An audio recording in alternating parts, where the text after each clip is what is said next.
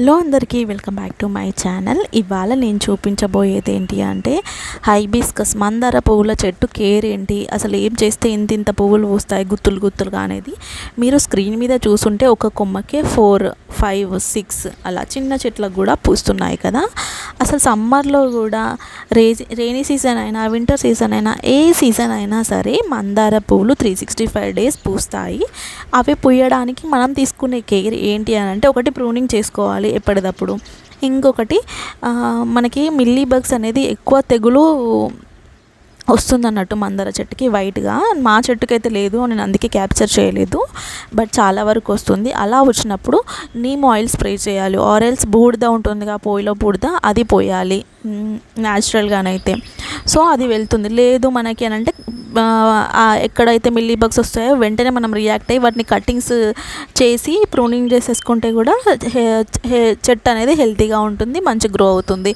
And also like మీకు చూస్తే screen మీద ఎన్ని పువ్వులు అంటే అన్లిమిటెడ్ అంటే అన్లిమిటెడ్. దానికి సీక్రెట్ ఏం లేదండి. మీరు చెట్టు మొదల్లో ఆ మట్టి అనేది ఎక్కువ తడిగా లేకుండా డ్రై అయినప్పుడు మాత్రమే వాటరింగ్ చేయాలి. ఓవర్ వాటరింగ్ అనేది చేయకూడదు. ఎవ్రీడే వాటరింగ్ చేయండి. అండ్ మనము పువ్వులు అనేది పూసాక చాలామంది చెట్ల మీదనే వదిలేస్తారు, అవి రాలిపోయే వరకు టైం అవుతుంది కదా. మనం పువ్వులు పూసాక వాటిని తెంపాలి. తెంపితే ఆ ప్లేస్లో మనకి ఇంకా కొత్త మొగ్గలు కొత్త చిగురు వస్తుంది అన్నట్టు. సో ఇక్కడ ఏంటంటే నేను బియ్యం కడిగిన వాటర్ని స్టోర్ చేసి పెట్టుకుంటున్నాను.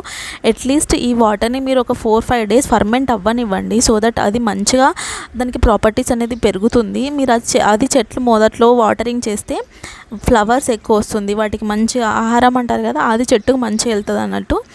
సో అంతేనండి. హోప్ ఈ వీడియో మీకు యూజ్ అవుతుంది అనుకుంటున్నాను. చాలామంది ఇళ్ళల్లో అయితే మందారం చెట్లు అనేది కామన్.